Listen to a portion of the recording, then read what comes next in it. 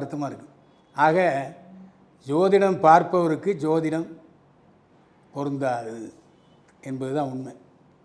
அது மட்டும் இல்லை, இவர் கிறிஸ்தவர், ஆனால் இல்லாத சித்தர்களை பற்றிலாம் பேசுவார். எல்லா சித்தர்களை பற்றியும் சமீபத்தில் யூடியூப்பில் பேசின அதிகமான நடிகர் யாருன்னா ராஜேஷ் தான். இவருடைய மனைவி பேர் சில்வியா.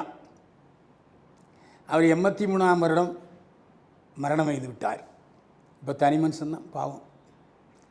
இவருக்கு திவ்யா என்ற ஒரு மகளும் தீபக் என்ற ஒரு மகனும் இருக்கிறார்கள். இவர்கள் கல்யாணமாகி பேரம்பேத்தி எடுத்துட்டார் ராஜேஷ். நல்ல ஹாப்பியாக தான் இருந்தார். அவருக்கு எந்த கடனும் இல்லை, உடனும் இல்லை. நடிகர் தியாகு இப்போ ஒரு குண்டை தூக்கி போட்டிருக்காரு. அவரே கடனில் இருந்தார், பாவம், பேச முடியாமல். அவர் என்ன சொல்லியிருக்காரு, ராஜேஷ் கடனில் இருந்தார். ரொம்ப சொல்லணும்னா